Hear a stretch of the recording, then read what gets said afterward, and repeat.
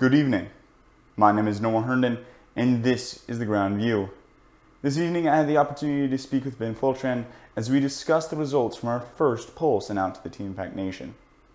We hope you enjoy this analysis video that begins to predict what may happen come May. We hope you enjoy this segment of the Groundview.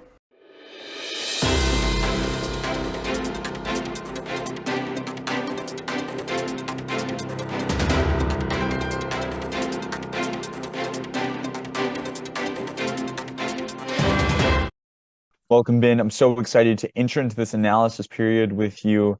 How are you feeling looking at the poll data right now? I am feeling very good. We have had a fantastic turnout for our first poll this year at 398 pollers. It would have been fantastic to pass that 400 mark, but very, very, very strong first poll this year. Absolutely. And with about, let me just check the numbers here. I think it was about, yep, over 278 saying they're going to be attending NatCon this year. That gives us at the very least about a 20% to 25% a good gauge on the actual Team Impact electorate at NatCon, at least in their presence there, which is very impressive. Yes, very strong Perfect. here. So, Ben, as you were one of the main creators of this poll, wouldn't you mind just explaining what was in your mind as you were creating these questions? What was the main data sets that you were trying to find out?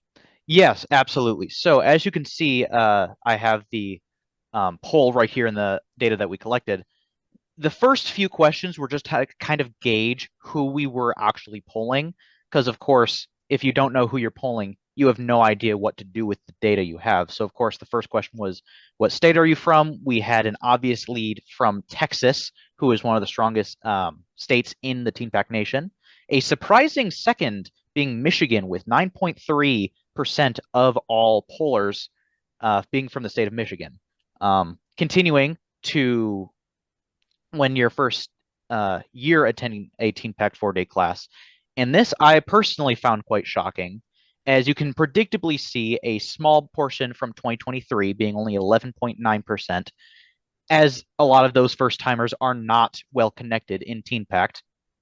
26.4% being from 22, 23.4 similar number from 21, and then you start to see that number shrink in 2020 with only 13.5. However, shockingly, a, a very large number of people, almost a full quarter polled, were from their first state class was before 2020. And I personally found that quite shocking, as I would have assumed many of them have graduated from Teen Pact and have left, but a very, very strange turnout with that. Interesting. So it's almost as though we're going to have, kind of the final vote from these alumni who may be going to their final NatCon. That's very interesting, and it'll be very interesting for us to see how senior members of Team Pact vote, knowing that they won't necessarily be a part of the organization, but their siblings, their friends, those will still be going through Team Pact after them. Yes. And that is a very shocking number to see. And as we continue along, did you attend NatCon 2022? This was just to kind of see the experienced members that we were polling, those who have actually attended a NatCon and seen a election. And it was fairly 50-50, half-half, with 57% have been to NatCon last year and 42 were not last year. And this is fairly expected. No massive surprises here. Now, as we continue on, are you attending NatCon 2023? As you already alluded to, 70% polled are going to NatCon, which is a fairly expected number. 12 are not sure yet, and then 17.7 are not going. Seeing that as a much smaller number in comparison to who are coming to NatCon is something that we can expect and would have expected. Absolutely, and looking forward to this new NatCon group. We're already seeing that a much higher percentage of students will be coming in that did not attend NatCon last year. So we're going to be getting some new blood in the NatCon electorate, but also just some new blood in campaigns in general. There are multiple students and staffers who will be running for the first time at the first NatCon, and we're very excited to see how that plays out come May. Yes, absolutely. Now, as we continue on, this is where we get into some of the surprises. Now, of course, generally speaking, Perseverance is always the biggest party at National Convention. Vision coming in second, and Compassion coming as third, being the notably small party. However, we see a notable difference here as 30% of those polled were in Vision, while only 25.9% polled are in Perseverance. This is a massive change that we can see changing the future of this election and the power behind Vision this year. Absolutely. And Vision, I remember last year, Vision was talked about as being a party on the rise, and it was very interesting to hear about that current rise. And we're going to have to see how that continues to develop. Do you think by chance this is because of the fact of candidates such as Smith George running last year and Grace Franklin, these power candidates that chose to run in Vision last year that have inspired, more and more candidates and voters to pour into Vision rather than into Perseverance? This could definitely have a part of it, and I would absolutely agree with that assessment for those who are running this year who decided to run Vision, as it seems to be the rising party with many candidates in the Vision Party winning the election last year and potentially happening once again this year. However, Perseverance can still not be ignored as it is still a behemoth of a party. And possibly more significantly in this poll is that there are 31% polled as not sure. Now, this is to be remembered that a lot of those who are polled are not attending National Convention and would have just been forced to put their name as not sure. However, this being a 31% number, there are certainly those who are not sure who very well could be attending National Convention this year, which could sway the actual party lines. Absolutely. And looking at the pure numbers here, looking at the difference between the amount of people who said yes, they were attending NatCons and the amount of people registered for parties, at least 30 to 40 people who responded to the poll were in that not sure component, meaning that they will be attending NatCon, but they aren't sure on the party that they might end up in the actual dates. So it'll be very Exactly. interesting to see as candidates begin to establish themselves within parties and voters begin to flip and the primaries to switch to the parties where their primary candidates may be. We'll have to watch and see whether or not the statistic stays true. Now, one of the things we talked about in our previous interview was the importance of name recognition and how our polls would be targeting that. Could you talk us through the next aspect of the poll, the next data bit? Yes, so this is a very, very significant portion of the poll, as now we are finally getting into gauging the name recognition and those campaigns this year. Now that we have a clear picture of who exactly is responding to this poll, we now can actually gain the information that we are looking for. And unsurprisingly, Bigler Freeland is the largest campaign this year in name recognition with 81.3% of all those polled knowing their name. This is not a surprise as they are a behemoth of a campaign and definitely should be watched out for by other presidential campaigns this year. In addition, their campaign has started much, much earlier in the election season than others. They were not the first, but they were an early start. Absolutely. And, looking back to last year, name recognition was a huge part of the election. Specifically, Noah Powers capitalized on the ability to gain 80% of name recognition. And looking at it right now, his campaign is being currently beaten by other tickets, which is interesting. However, it must be noted, maybe people haven't heard about the fact that he's running with Mackenzie Smith. They're probably still in the Powers Ehrenberg mindset, or they just know Noah Powers as the individual. So come NatCon, when Noah Powers gets onto the stage, it's very likely for his stage presence and his face and image to begin to carry more to the side of knowing who he is. But I do want to give some credit where credit's due, specifically to the McDermott Grolman campaign. It's a student campaign getting over 25% of the voter base of this poll to recognize them is absolutely incredible and is showing that their student campaigning is going quite well. Absolutely. Generally, those types of campaigns are uh, the small campaigns in an election and the underdogs. However, we do see that they are certainly not to be ignored. In addition, as we continue down the list of those in the poll, you can see that in second place, Baker Goodrich has 73.4% of name recognition in those polled. This is particularly notable to next um, the next question of the poll So keep that in mind and save that for later, as that will become very important. Absolutely. Looking at Baker Goodrich, another campaign that's done a phenomenal job of starting off their campaign early, starting off strong, starting off reaching out to voters. It's going to be very interesting to see whether or not the momentum continues, especially because of the fact that you talked about Michigan being one of the bigger states responding to this poll. We're going to have to see whether or not Michigan sways towards Power Smith or Baker Goodrich. And if history should prove, in fact, the predictor that it has for generations, Michigan will likely sway back to Noah Powers as it did last year in the polls. But that again will have to be seen based off of the Jediah Baker and Bella Goodrich's campaign, as opposed to Noah Powers and Mackenzie Smith's. Now, Abs- you began to hint at it. I would like to move down to the next aspect of the poll, which definitely gets more into the actual prediction aspect of this poll and this data. yes, absolutely. So as seen from the name recognition, Power Smith is currently in third place of name recognition. However, you see a massive contrast in the support, as this is where pollers are actually claiming a party and a campaign to themselves to support instead of just knowing about the campaigns. And here is where you see a massive disconnect between the name recognition and support, as the Power Smith campaign has a full 22.2% of support, even though they are in third place in name recognition.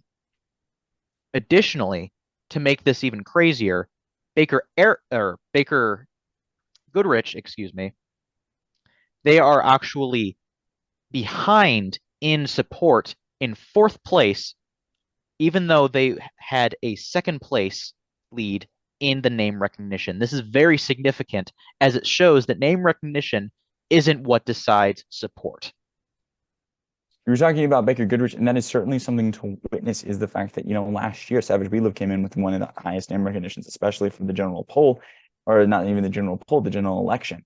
And yet, moving into the actual election, they were the weakest of the three candidates that ran. So name recognition does not always correlate to direct voter support. And that's something we're going to have to continue to follow as we move forward.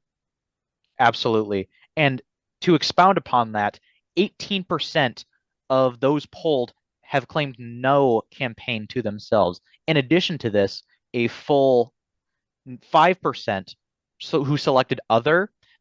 The whole purpose of this was to see if there was any campaigns that I had missed when actually writing the poll.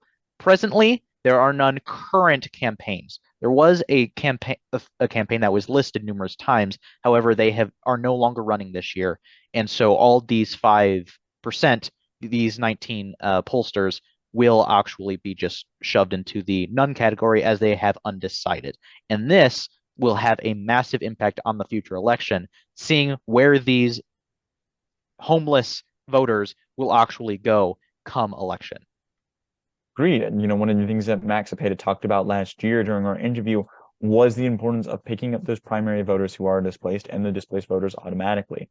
And so we're going to have to see, going into Perseverance, going into Vision, not so much in Compassion, because it appears that Rob Timmons will be running unopposed, but in those two primaries, who's able to pick up the displaced vote, who's able to garner those votes from the individuals who may be planning on voting for, say, if you're in Perseverance, if you're between Bigler Freeland and Power Smith, if you're planning on voting for Heredia Gebhardt in the general election, who are you going to vote for in the primaries? And that's something we're definitely going to have to watch, especially as we're leading closer and closer up to that final date in May. Now, we already kind of talked about the next question, so we can skip past that. So now I want to get into the representative and senatorial not races, specifically focusing on these name recognition polls. What do we automatically see? So, possibly most significantly, is Myra Ehrenberg's supremacy over the senatorial race. She is currently lying at a 71.8% name recognition, while the next best candidate, Grace Franklin, is at a mere 61.5%. This secures a massive, massive lead for Myra going into this election, and I can almost guarantee this is due to her presidential campaign last year with Noah Powers that gave her this insane name recognition going into this election season. Absolutely. Myra's going to be one of the biggest names to watch because she's coming into this. She just became a state staffer. She's on her first state class. She's had an ability to continue to grow her presence in the Team Pack Nation even after a presidential election. And it'll be very interesting to witness what happens there. But, you talked about Grace Franklin.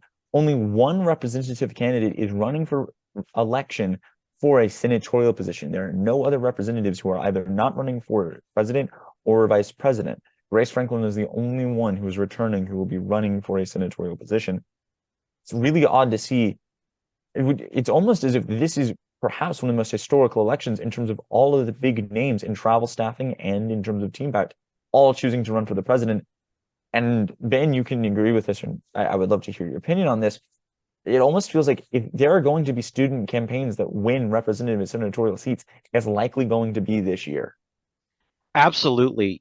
Having all those big names sprinting straight for the presidential race has left a massive hole in the representative and senatorial races, allowing for smaller campaigns and smaller candidates to sweep in and actually take the races. Many of the candidates you see are not massive names thus far in the election. And in fact, you'll see this further in representative. A lot of their name recognition is not the highest, as most of those big names went for the presidential campaigns. However, this still leaves a lot of room for campaigning for all these senatorial and representative candidates as they move into this election season going towards national convention. Absolutely. And finally, for the most crowded poll, if you wouldn't mind, if we could look at the representative race in terms of name recognition. And goodness gracious, if that isn't an incredible conglomeration of name recognition. And once again, we look to an Ehrenberg. As Samantha Ehrenberg takes the lead, we're seeing the fact that Myra's name recognition has extended now to her sister. Is there anything else notable that you notice in this poll, any specific names that catch your interest? So Samantha Ehrenberg is possibly chief of which, as she is leading the entire poll with 46.2%. Now, this is almost entirely due to her last name and association to Myra Ehrenberg and that previous campaign. Not to discount her campaigning this year, but of course, having the highest name recognition, that has to have something to do with it just by sheer association. Additionally, there are many other big names, staffers, and students on this list, and this list is still continuing to grow. That's the thing. As I wrote down this list, there are many new candidates that have announced since, and unfortunately, they were excluded from the poll, and so we have a lack of data there. However, this is a race that is still very much developing and could be a stark difference at national convention than with the data that we have here, just based on how many names are being added to the list. Absolutely. And to go back to your Amber point in terms of that sibling presence, Isaac Powers has just announced his representative run, and it's almost certain that Noah Powers' current presence within Team Pact will impact his own name recognition and his running. So it's going to be very interesting to see how this all unfolds. Now, there's a lot of data that still has to be collected. We have to analyze a bit more, go through the numbers of what we can see perhaps in the primaries, or even as we're developing new polls that we can get a bit more specific. So taking kind of this poll as a whole, what is one kind of general thing you've noticed about this poll and the information it shares? Something that you think would probably relate to all three races. The biggest takeaway from this poll, I would definitely say, is that name recognition is not everything. And that's something that you can see in last year, as you mentioned, Lillian Savage having fantastic name recognition in the Savage Breedlove campaign last year, but then not having any turnout during election night. That is something that needs to be taken into account by all representative, senatorial, and presidential candidates, especially the presidential candidates, as we have support listed. You can see the contrast there. While being third in name recognition, the Powers Smith campaign is actually leading by a large margin in support. And that is something very, very significant to be taken into account, that all name recognition does not mean support. And loyal supporters are paramount to success in elections.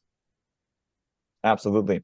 Now, one of the last things I want to note, though, is the fact of, looking at the Powers Ehrenberg or the Powers Smith support team, it does appear, though, that we may have, some recency bias. We talked about Michigan getting a majority of a second place in voting, is the fact that, we're sending these out to as many GroupMe's as we can. We've yet to hear from Jordy the Bigler Freeland ticket, where I don't know if we fully reached the Raub Timmons ticket.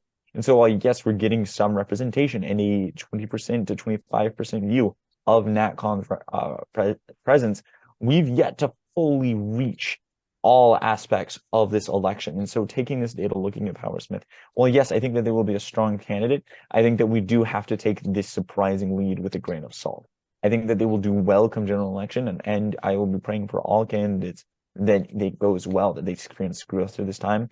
But I also think looking at this data, I must remind the viewers, myself and you, that this data, while we can analyze it, is still incomplete. And there is so much that can change, so much that can happen, and so much more that can develop on the election trail. Absolutely. Especially as you mentioned, Michigan having a majority support for the Powersmith and Baker Goodrich campaign. You can see that they are leading in the support, possibly more than in actuality, as this massive number for Powersmith is definitely confidence inspiring for that campaign and should be acknowledged by the other campaigns to be a force to be reckoned with. It must also be taken into account that this polling data could sway far more in their favor than, say, a Bigler Freeland campaign's area. We cannot, of course, say this conclusively. However, it is certainly something to be taken into account. Absolutely. Well, Ben, thank you so much for putting together this poll. The data that you was able to provide has truly been insightful, and I'm looking forward to continuing analyzing this data to a more detailed degree and beginning to look for new data and new polls that should be released. Absolutely. This was fantastic put together. Perfect. All right, Ben, once again, thank you so much for joining me on this session of the Ground View. It's been a pleasure having you, and I look forward to continuing to work with you as we continue to gain data. To the viewers of the Ground View, take these polls. Let your voice be heard so that we can analyze and begin to make predictions. This is what makes elections fun, is the idea of being able to analyze data and make predictions as to what might happen. We can certainly claim no certainty in what will happen, but we can have a heck of a time trying to figure out what will. Anyways, my name is Noah Herndon.